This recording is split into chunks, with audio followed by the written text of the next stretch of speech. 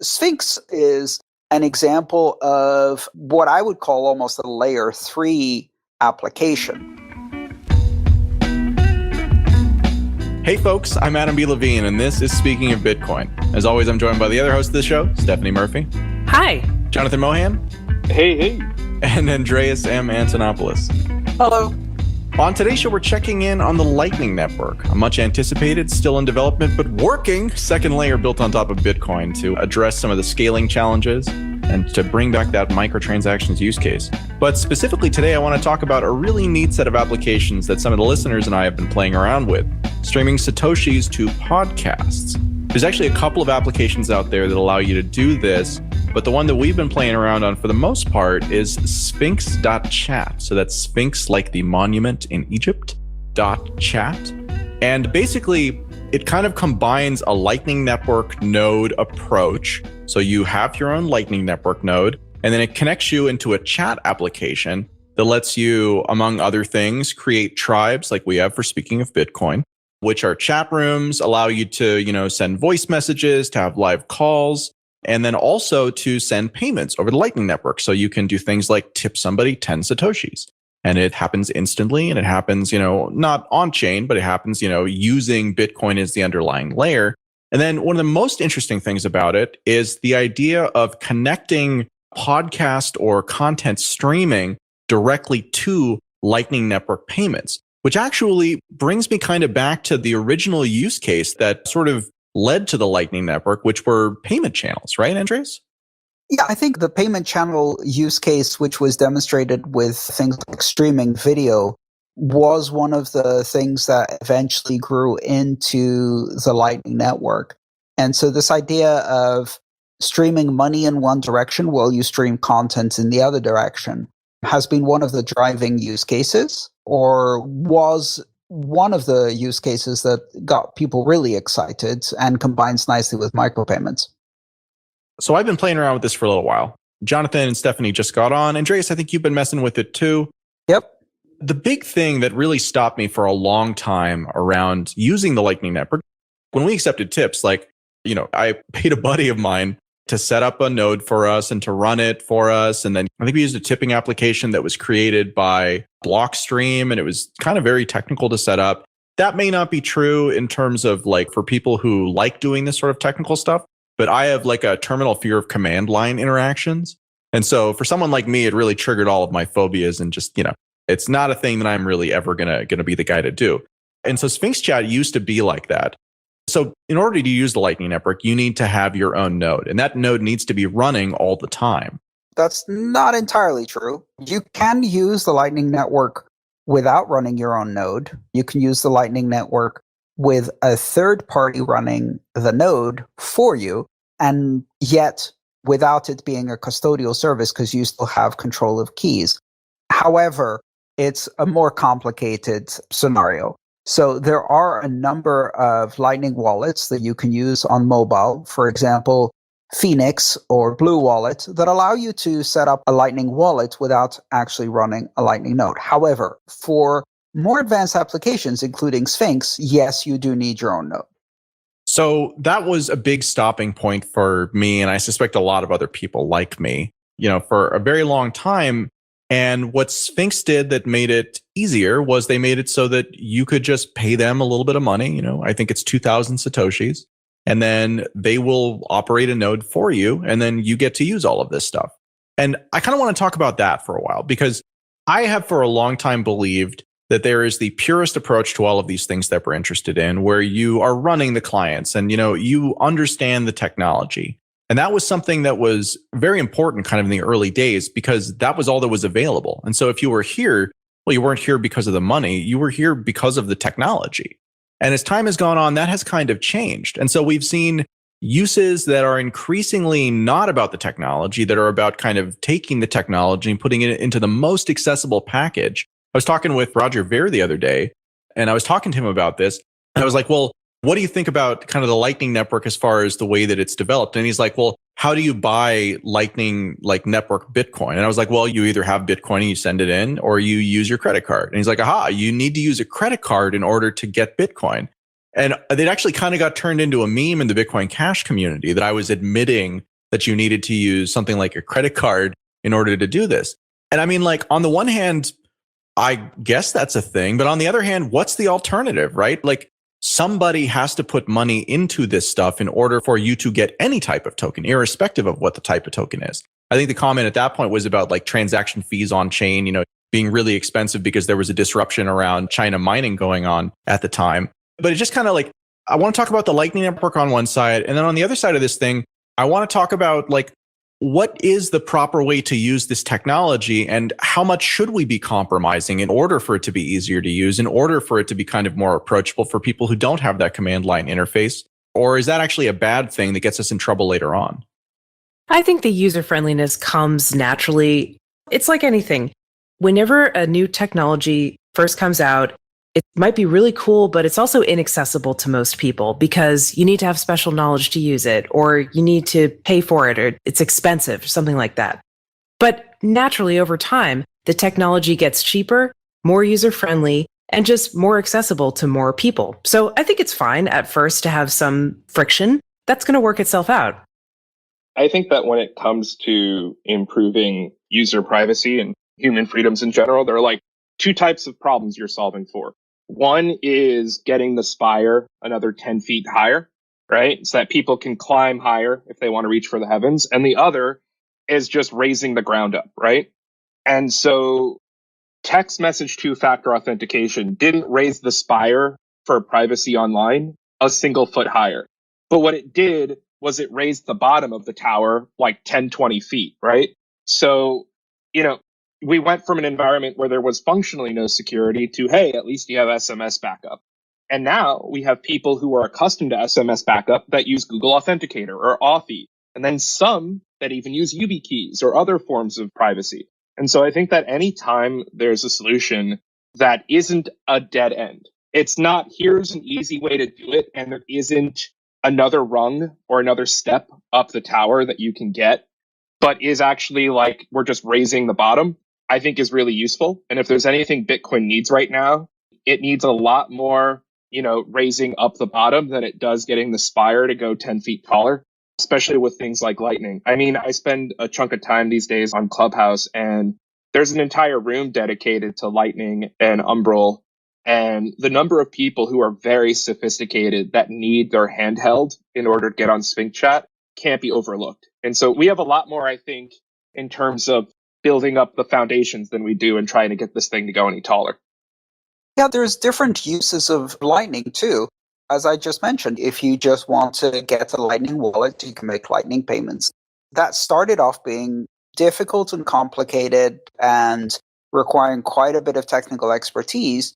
But over the last 6 months, in fact, over the last year, we've seen the development of some very easy to use, very sophisticated Lightning wallets that are non-custodial and hide all of the complexity of the Lightning network.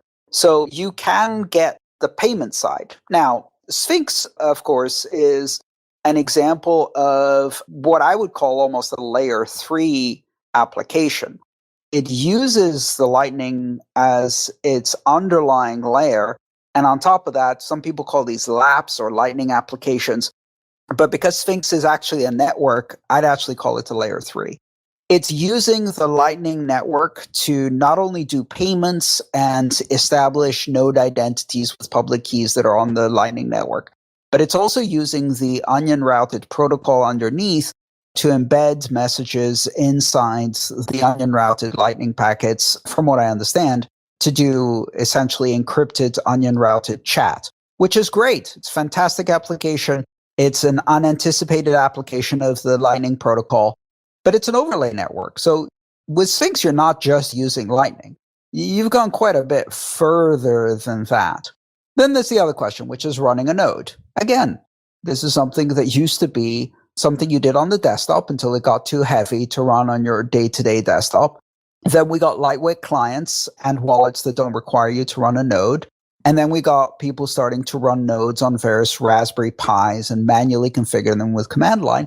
And now we have very easy to use web-based interface solutions that allow you to run a node on your own hardware at home that even novice users who are deeply allergic of the command line have been able to build and run with, about $200 worth of hardware, like a Raspberry Pi or mini PC, and about, an hour or two of tinkering around. And that would be things like MyNode and Raspberry Blitz and Umbrel and others that are doing this. And with that, you can then run all kinds of other applications. Most of these node packages come with the ability to run e-commerce solutions like BTC Pay Server, Lightning nodes, block explorers locally, and all kinds of other nice gadgets that you can lay on top of a Bitcoin node. And they give you a lot of power user features without having to be very technically sophisticated. So this is moving. It's just perhaps not moving as fast as we'd like. And that's partly because these things have not yet reached a level of commercialization where you have companies competing to build the nicest user interface. After the break, we'll be back to talk about this a little bit more. Stay tuned.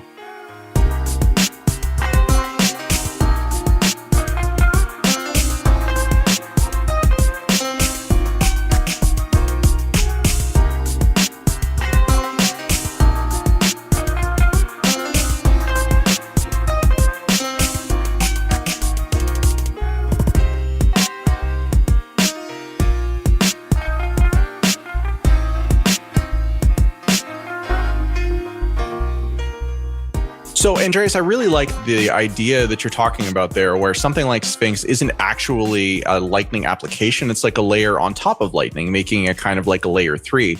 One of the things that I've been using the application for is actually to listen to music. To listen to music, there are a couple of music channels on there of original music that cost, like 3 Satoshis per minute or something like that. That's really reasonable. And it just feels so cool to be able to connect these dots and not have it be this like painful head scratching process. Because I got to be honest with you, like as far as users go, I'm a really strategically lazy user. I really only do things that have like a really good, like amount of irritation. And like, I hate fiddling with something for 2 hours. I'll sit there and I'll write papers all day long. But if you ask me to like try to troubleshoot something with technology, then I'm just going to get bored and wander off and go eat a sandwich or something. So like that kind of kept me off the Lightning Network proper. But I think the idea that maybe the Lightning Network proper isn't even where most users who at least fall into my bucket are going to wind up. Maybe it is these layer 3 applications as the first exposure to it, and maybe even the first exposure to Bitcoin in many cases. I think that idea is really fascinating. And the key here is that if you're not using Bitcoin purely for payments and really mostly as a wire transfer network, big payments, because of course the fees have made it difficult to use it for very small payments and it doesn't scale in that way. A lot of the applications that we'd like to see are not really feasible. Between the uncertainty of fees, the latency of block confirmations, and the minimum payment you need to make in order to have it accepted by the network, all of these things make it very difficult to embed Bitcoin seamlessly into applications, because what happens is you're operating seamlessly in an application like music or video streaming or whatever, and then it comes to the payment. And unless what you're doing is an online commerce where, an item gets shipped 3 days later, you will run into some discontinuities in the experience that will make you not really appreciate what Bitcoin can do. What Lightning does is it removes exactly those discontinuities. So you don't have the latency for block confirmations because payments are effectively settled immediately within a matter of about 1 to 2 seconds. You don't have a minimum payment amount. 1 Satoshi is possible. In fact, millisatoshis are possible.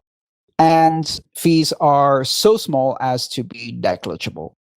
Combining these 3 properties means that you can build applications that have nothing to do with money, where money is simply the enabling technology, where money is a metering technology, it's an anti-spam technology, it's a micropayment streaming technology, and the real application is the music, the video, the content, the game. And I think that's going to open the door for some very interesting Lightning applications, LAPs as they're called, or layer 3 networks on top. I've been thinking a lot about how to get like the most amount of normal people or the least technically capable into something like Bitcoin. And the community that I'm most fascinated by in terms of its dissemination is Minecraft. And it's because it's targeted towards the least sophisticated people in terms of knowledge and in terms of technical sophistication. It's literally to, 5 to 15-year-olds. And yet it's proliferated and it's everywhere. And if you actually look at how they made that work, they said, okay, well, let's just get the one geekiest guy or girl out of 30 friends. And he or she will be the one to set up a Minecraft server. And then all the friends will just join the Minecraft server, and then they can all create and engage and enjoy on his server. And so sort of like rediscovering the value of federated deployed servers, and that idea of, well, maybe the way that we deploy this is we think we just need that one geekiest guy out of 30, and then just get him to evangelize his friends onto it. And so look at what you did with Stephanie and myself, Adam. You got this thing set up, and then you sent us a link. We're the geeky guy. I'm the geeky guy. Yeah. You would be our geeky guy right now. You've been upgraded. And so, everything's relative, right? So you got your geeky guy to do it. And so like this to me is how like Lightning applications will really catch on. It's when you have that evangelist who's able to set up the Lightning application instance on his end, and then we'll even instance you the keys to join it. And then guess what? Maybe the next conversation you have is you self-custodying those keys rather than him maintaining them for you. And so like I'm starting to see the rungs on this conversation of how do we get people to go from having an online password and a login, and then how do we get them to do text two-factor authentication, and then how do we get them to do Google Authy? I'm starting to see that transition with things like Sphinx Chat, and I'm really excited because I do think that something like a Minecraft style user acquisition strategy is the way that Bitcoin and Lightning will actually succeed. Yeah, there's a very similar application that I'm very excited about. So back to the conversation about Lightning apps. There's an application called LN Bits, which is still in beta, but it works, and it's really fascinating what it does. You run it on top of your Lightning node, and what it does is it creates effectively a platform for sub-accounts and wallets that you can then give to other people. So you can do a number of things. You can either take your Lightning node and have it essentially host a series of sub-accounts, which you could use for personal organization. A Lightning node that has business, personal, operations, department 1, department 2 in a company. You could have it run multiple accounts and wallets for your family members. So you run one node, and again, you can do this on one of these node platforms where you can install LN bits on top of a Lightning node and a Bitcoin node. And then from there, you could host your family, and your family can have fully running Lightning wallets through a web-based interface that are very easy to use. You could use it to create temporary wallets that can be easily redeemed. For example, to do the same thing we used to do at Bitcoin meetups, where you say, hey, you want to try this? Oh, were you talking about paper wallets? Yeah, paper wallets, or just with Bitcoin wallets before fees were a significant issue. They could set up a wallet and you could just give them a tiny bit of Bitcoin, right? $1 or $2 worth of Bitcoin at the time. So you can now do that, only you can do it with a Lightning payment to a temporary web-based Lightning wallet that they can create right off LN bits and keep the keys and credentials. And you can then send them 100 Satoshis or 1,000 Satoshis. Can you make a revocable wallet, like something where you also have keys, so if they'd never redeem it or something, you can take the funds back? I'm not sure. That would be interesting to know because, that's a useful feature too, right? Like if you give someone a gift, but then they never open it or whatever. This might be a little bit early for that. I'm looking at it right now. And actually, I think, Andreas, you're underselling this a little bit. Not only does it have that feature you're talking about there, but it has this whole extensions area. And just like looking through the extensions, the ones that immediately jumped out to me as super interesting and things I want to explore are DJ live stream, events, tickets, paywall, subdomains. Like there's a ton here. I've never heard of this before. So you can check this out at lnbits.com. And again, looks like you can just set up a wallet very easily. This doesn't look like it's something I'm hosting. It looks like something they're hosting, but definitely very cool. Well, yeah, because it's open source and because it's a platform, I can host my own LN bits on my own node as an application on top of my own Lightning node. Or I can use theirs, of course. I can use theirs for all of the same features, but I can also host it as an application on my own node. And this means that you can deploy Bitcoin-capable Lightning wallets in very low-tech areas with a basic web interface. Things are heating up here.